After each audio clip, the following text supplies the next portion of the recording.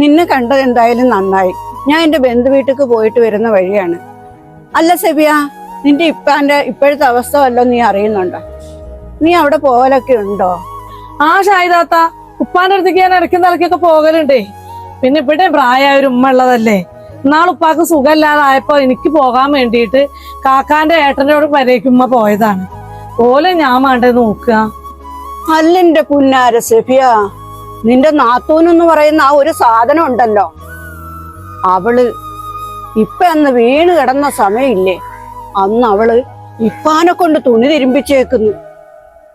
ഞങ്ങൾ അയലോക്കക്കാരെന്തെങ്കിലും ചെന്ന് പറഞ്ഞാലുണ്ടല്ലോ, ഓള മുഖം ഉത്തറയുണ്ട്.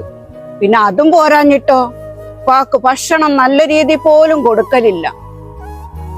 ഞങ്ങള് കാണുന്നുണ്ട്, ഹോട്ടലിൽ പോയി മാപ്പിള കെട്ടുകണക്കിനാണ് ഭക്ഷണങ്ങൾ കൊണ്ടുവന്നു രണ്ടുപേരോട് ഇരുന്ന് കഴിക്കുന്നു. എന്നിട്ട് ഇപ്പാക്ക് ഒരു നേരത്തെ ഭക്ഷണം കൊടുക്കുന്നതായിട്ട് ഞങ്ങൾക്ക് അറിയത്തുപോലും ഇല്ല. എന്റെ ഷായത്ത, എന്റെ ഉപ്പാന്റെ ഒരു അവസ്ഥ എന്താ ഞാൻ കാട്ടണ? എപ്പോഴും എനിക്ക് എന്റെ ഉപ്പാന്റെ ഒരു കാര്യം ആലോചിക്കാനേ നേരമുള്ളൂ. എന്നാ സെബിയ ഒരു കാര്യം ചെയ്യ്, ഇപ്പാനെ ഇങ്ങോട്ട് കൊണ്ടുവന്നൂടെ? അത് താത്ത ഞാൻ ആലോചിക്കായേ അല്ല.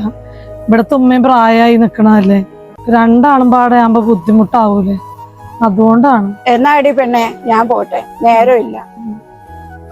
ഇമ്മച്ചിനോട് ഞാൻ പറഞ്ഞതല്ലേ ഇപ്പപ്പാനെ ഇങ്ങോട്ട് കൊണ്ടുവരാന്ന്. ആ വന്ന താത്തയും പറഞ്ഞില്ല ഇങ്ങോട്ട് കൊണ്ടുവരാന്ന്.